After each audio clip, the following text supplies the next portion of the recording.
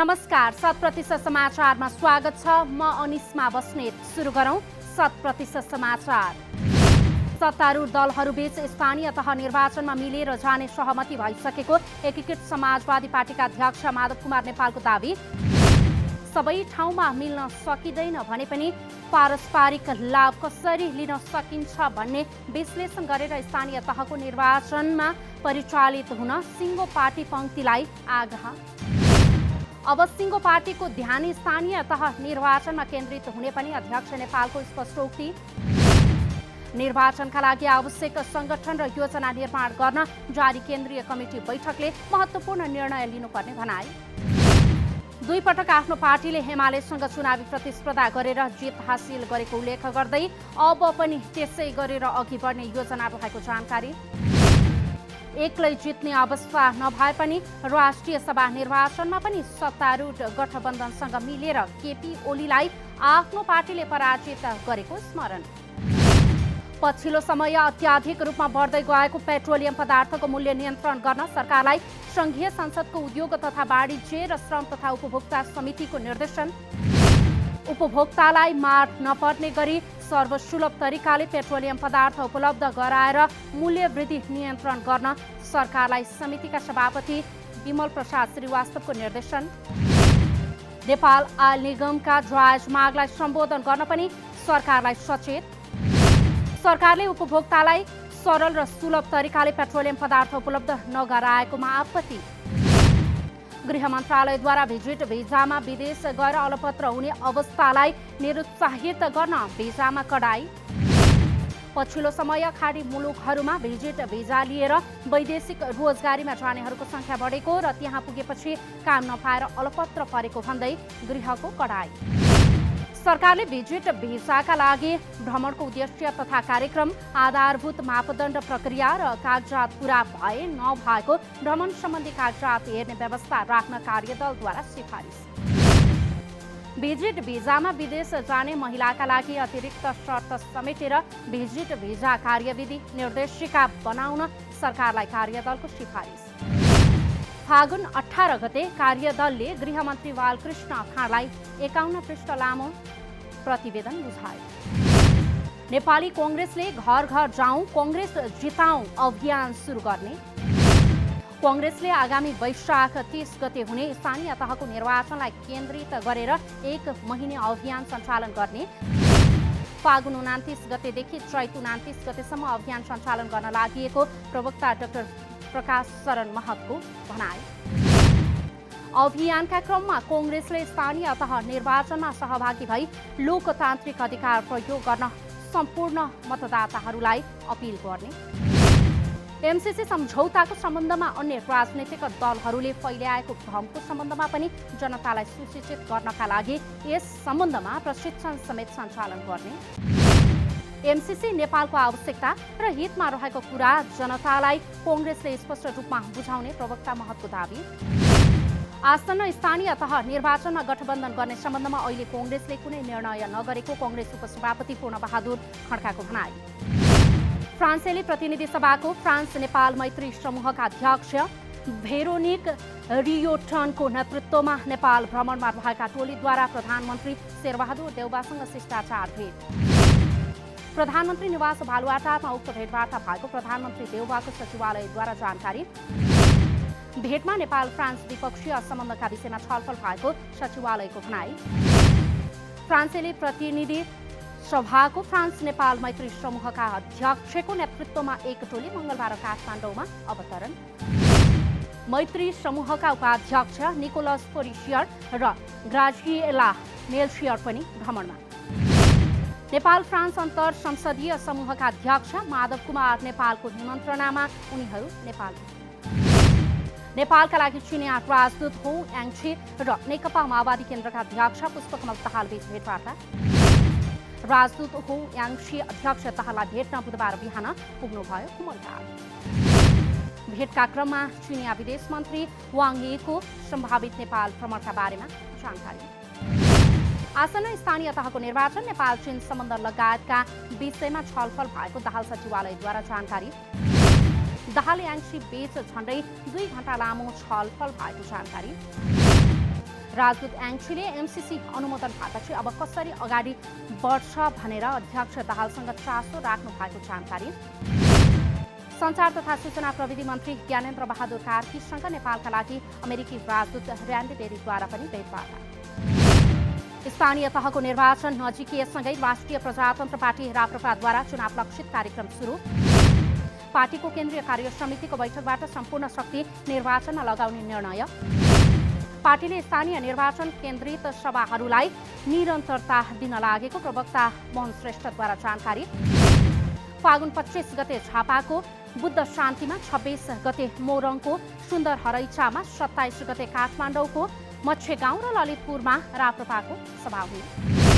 28 गते सुर्खेतको वीरेन्द्रनगरमा, 29 गते नेपालगञ्जको त्रिभुवन चोक, फागुन 30 गते बर्दियाको गुलरियामा राप्रपाले सभाहरू गर्ने। सबै सभालाई अध्यक्ष राजेन्द्र लिन्डेन र पार्टीका वरिष्ठ नेताहरूबाट सम्बोधन हुने श्रेष्ठको भनाई। विभिन्न जिल्लामा पार्टी प्रवेशको कार्यक्रम राखेर राप्रपाले पार्टीलाई चलायमान बनाउँदै। सरकारले अभिव्यक्ति स्वतन्त्रतालाई अंकुश लगाउने कल्पना समेत गर्न नसक्ने सञ्चार तथा सूचना प्रविधि मन्त्री ज्ञानेन्द्र बहादुर कार्कीको भनाई। संविधानले परिकल्पना गरेको प्रेस स्वतन्त्रता र अभिव्यक्ति स्वतन्त्रतालाई अंकुश लगाउने परिकल्पना देशले गर्न नसक्नेमा जोड। सरकारले दक्षिण एसियामा प्रेस स्वतन्त्रताका निमित्त अग्रणी देशको रूपमा नेपाललाई परिचित गराउने तर्फ सरकार सचेत रहेको भनाई। 65, 69, 70, 75, 76, 80 र 80 वर्षभन्दा माथि उमेर समूहका ज्येष्ठ पत्रकारलाई क्रमशः मासिक 5, 7, 10 र 15,000 रुपैयाँ उपलब्ध गराउने मन्त्री कार्कीद्वारा जानकारी। हाल नेपाल सरकारबाट जारी भएको राष्ट्रिय प्रसारण नियमावली 11औं संशोधनले नागरिकको अभिव्यक्ति स्वतन्त्रतालाई प्रोत्साहन गरेको दावी।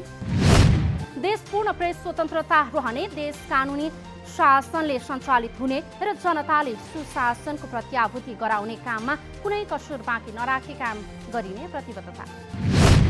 जयनगर कुर्था रेलवे सेवा सरकारले चाहे तत्काल सञ्चालन गर्न सक्ने नेपाल रेलवे कम्पनीको भनाई।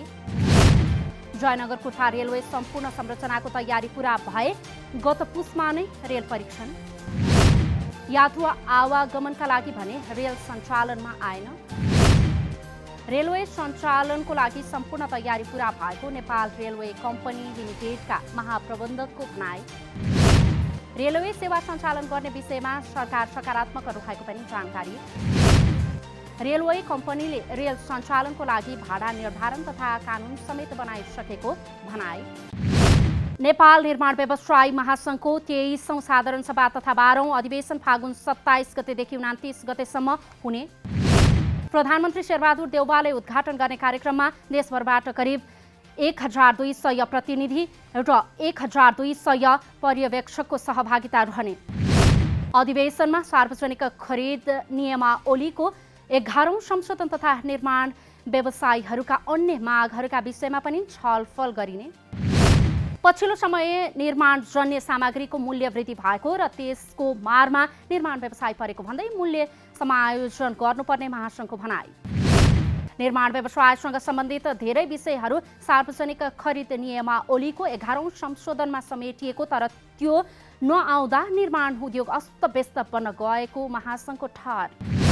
3 दिनसम्म चल्ने 23औं साधारण सभा तथा 12औं अधिवेशनको तयारीको लागि महासङ्घद्वारा विभिन्न उपसमितिहरू पनि गठन। अधिवेशन स्थल बाहिर विभिन्न संस्था एवं कम्पनीका 30वटा स्टल रहने महासङ्घद्वारा जानकारी। अधिवेशन आगामी 3 वर्षका लागि 59 सदस्यीय नयाँ कार्य समिति चयन गरी सम्पन्न हुने। अनुमति बिना विभिन्न स्थानमा उडाउँदा जफत भएका 20वटा ड्रोन नेपाल नागरिक उड्डयन प्राधिकरणले लिलामी गर्ने। मानवरहित हवाई उपकरणहरू जफत भएपछि प्राधिकरणमा बुझाउने नियम।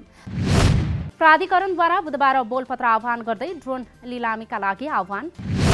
20वटा ड्रोनको न्यूनतम मूल्य 7,59,408 रुपैयाँ तोकियो।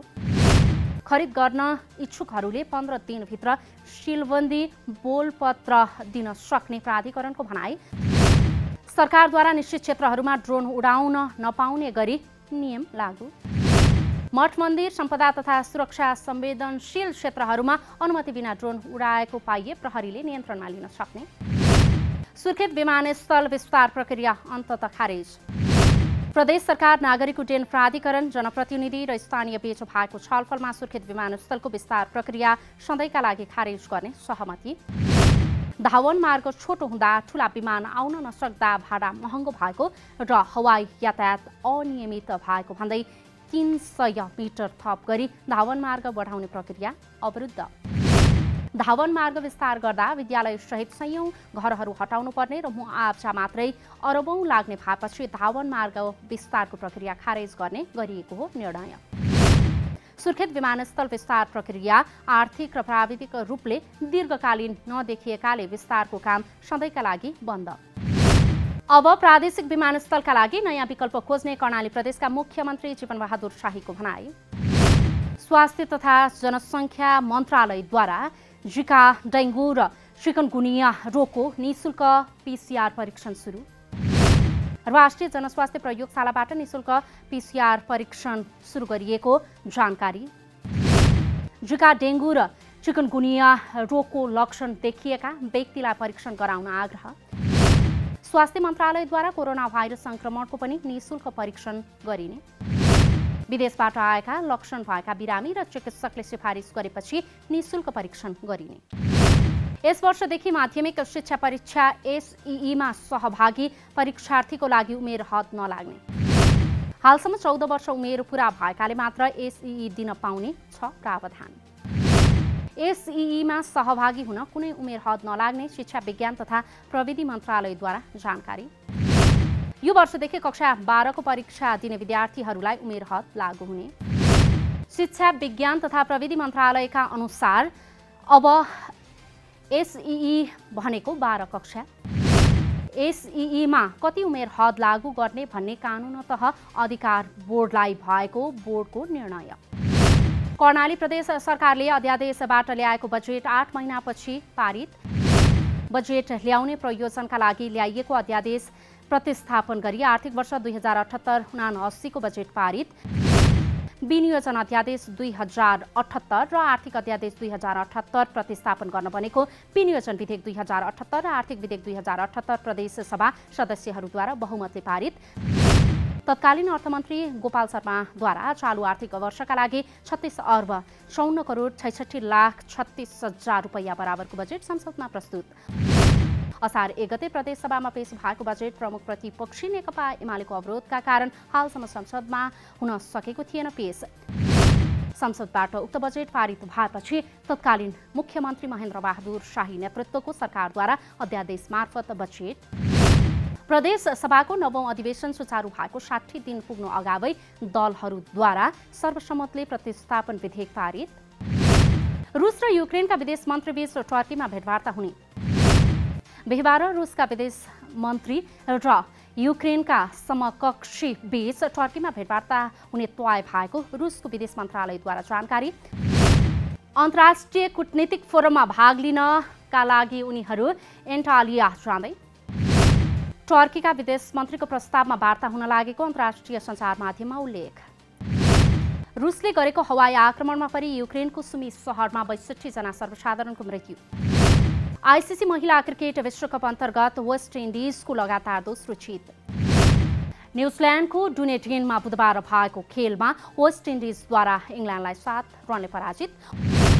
वेस्ट इन्डिजले दिएको 226 रनको लक्ष्य पछ्याउने क्रममा इङ्ल्यान्डद्वारा 47.4 ओभरमा अल आउट हुँदै मात्र 218 रन। 100% समाचार अहिलेलाई यति नै। नमस्कार।